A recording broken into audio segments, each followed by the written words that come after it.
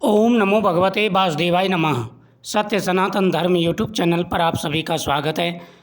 देवउठनी एकादशी की कथा।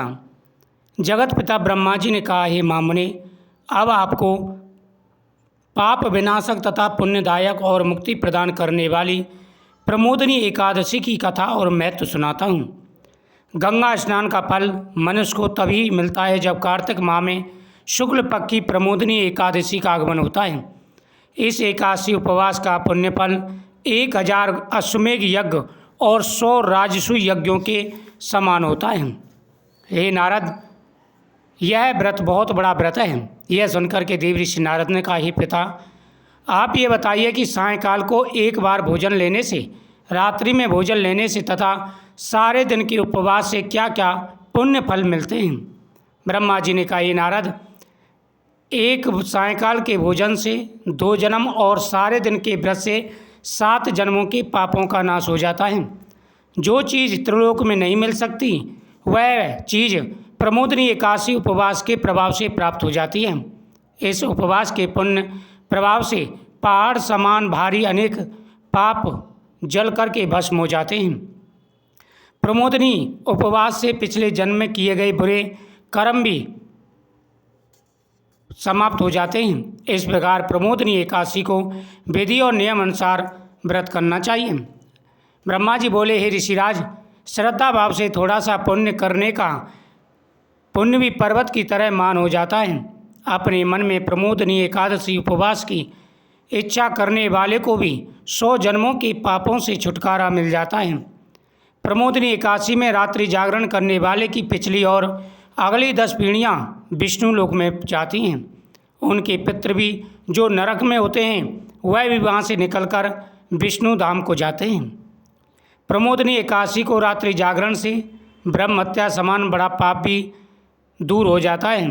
इस एकादशी उपवास का पुण्य फल अश्वमेघ यज्ञ से भी महान होता है। इस पृथ्वी पर उस प्राणी का जन्म सफल है जो देवउठनी एकादशी का उपवास कर अपने कुल को पवित्र कर लेता है।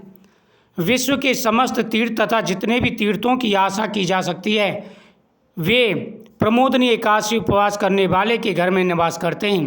अतः मनुष्य को सभी कर्मों को छोड़कर प्रभु की प्रसन्नता हेतु कार्तिक माह की इस एकादशी का उपवास अवश्य करना चाहिए। इस एकादशी का उपवास करने वाले धनी, योगी, तपस्वी, इंद्रियों को अपने अधीन रखने वाले होते हैं, क्योंकि यह एकादशी भगवान विष्णु को अत्यंत प्रिय है। इस एकादशी उपवास के प्रभाव से मनुष्य का पुनः जन्म नहीं होता तथा उसके तीनों प्रकार के कामिक, वाचिक तथा मानसिक पाप समाप्त हो जाते हैं। इस दिन ईश्वर को प्राप्त करने के लिए जो यज्ञ, तप, होम या दान करते हैं उन्हें अमर पुण्य की प्राप्ति होती है।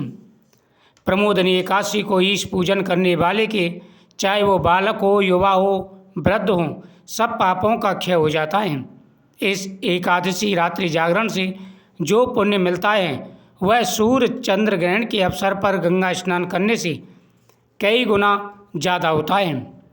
मनुष्य जन्म समय से लेकर अंत समय तक जो भी पुण्य पाता है वह प्रमोदनी एकादशी के उपवास से प्राप्त पुण्य के समक कुछ भी नहीं है। प्रमोदनी एकादशी उपवास को नहीं करने वाले के सारे पुण्य फलों का क्षय हो जाता है। अतः हे ऋषि नारद, आपको भी नियमानुसार विष्णु भगवान का पूजन करना चाहिए। कार्तिक माह में धर्माचरण करते हुए जो पराया अन्न नहीं खाते वे चंद्रायण उपवास का फल पाते हैं। कार्तिक माह में प्रभु शास्त्र कथा सुनने से ज़्यादा प्रसन्न होते हैं और सभी की मनोकामना पूरी करते हैं। इस पर नारद ऋषि ने कहा, हे जगत पिता, अब आप इस एकादशी उपवास की विधि और इसके फल के बारे में बताइए। इस एकादशी के दिन मनुष्य को ब्रह्म मुहूर्त में उठकर सरोवर तथा नदी में स्नान कर उपवास नियम ग्रहण धारण करना चाहिए तथा प्रभु से प्रार्थना करे, हे भगवान, आज मैं आहार नहीं लूँगा। हे नारद, द्वादशी को भोजन करूँगा, इस प्रकार बोलना चाहिए।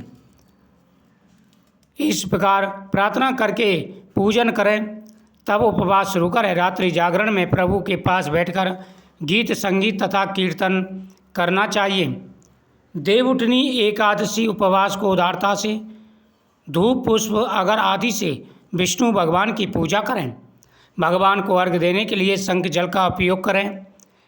कार्तिक के महीने में देवउठनी एकादशी के दिन तुलसी दल से भगवान का पूजन करने वाले के 10,000 जन्मों के पापों का नाश हो जाता है। इसी मास में तुलसी के दर्शन करने वाला, तुलसी का विवाह संपन्न करने वाला तथा भजन करने वाला, तुलसी का पौधा रोपण करने वाला या उसकी सेवा करने वाला 1000 कोटि काल तक विष्णु धाम में निवास करता है। तुलसी का पेड़ लगाने वाला व्यक्ति तथा उसके कुटुंबी महाप्रलय तक विष्णु धाम में ही रहते हैं। कदम पुष्प से प्रभु का पूजन करने वाला यमराज द्वारा दिए जाने वाले पापों से मुक्त होकर अपनी समस्त कामनाओं को पूरा करने में सफल होता है। कदम पुष्पों को प्रभु अन्य फूलों की अपेक्षा अधिक पसंद करते हैं। गुलाब के फूल से प्रभु की पूजा करने वाले मुक्ति मोक्ष पाते हैं। बकुल और अशोक के फूलों से प्रभु का पूजन करने वाले मुक्ति पाते हैं तथा अनंत काल तक दुख रहित रहते हैं, सदैव प्रसन्न रहते हैं। दुर्वाधर से विष्णु भगवान का पूजन करने वाले की पूजा फल से 100 गुना अधिक पुण्य प्राप्त करते हैं। समीपत्र, सफ़ेद और लाल कनेर के फूलों से पूजा करने वाले की सभी पापों का नाश हो जाता है। चंपक के फूलों से विष्णु पूजा का अनंत गुना फल प्राप्त होता है। स्वर्ण निर्मित केतकी का फूल प्रभु पर चढ़ाने वाले के करोड़ों जन्मों के पापों का नाश हो जाता है। ऐसे ही रात्रि जागरण में प्रभु का पूजन करके अगले दिन शुद्ध जल की नदी में स्नान करें। तत्पश्चात प्रभु प्रार्थना करते हुए अपने गृह पर आकर श्री प्रभु का पूजन करना चाहिए। तब उपवास हेतु ब्राह्मणों को भोजन कराना चाहिए तथा मधुर वचनों से उनको विदा करते हुए उचित दक्षिणा प्रदान करें। उसके उपरांत गौ भोजन और दक्षिणा प्रदान कर गुरु का पूजन करें। ब्राह्मणों को भूर्यसी दक्षिणा देकर ही नियम का त्याग करें। रात्रि को ब्राह्मण को भोजन कराकर स्वर्ण मणित बैल का दान करें। रात्रि को स्नान करने वाले मधु और दही का दान करें। फल की आशा रखने वाले फल दान करें। तेल के स्थान पर घी और घी की बजाय दूध और अन्नों से चावल का दान करें। प्रमोदनी उपवास काल में पृथ्वी पर सोने वाले को सैया दान करनी चाहिए। मौन व्रत रखने वाले को स्वर्ण के साथ तिल भी दान करने चाहिए। कार्तिक माह में उपनाह जूती नहीं पहनने वाले को यह दान करना चाहिए। चतुर्थ मास में जिन चीज़ों का त्याग किया है उन सभी चीज़ों का दान करना चाहिए। चतुर्थ मास उपवास को विघ्न रहित संपूर्ण करने वाला अंत में भवबंधन से मुक्त हो जाता है। उन्हें दोबारा जन्म नहीं मिलता। जिन व्रतधारियों का व्रत खंडित हो जाए उन्हें निसंकोच इसको दोबारा प्रारंभ कर देना चाहिए। ओम नमो भगवते वासुदेवाय नमः।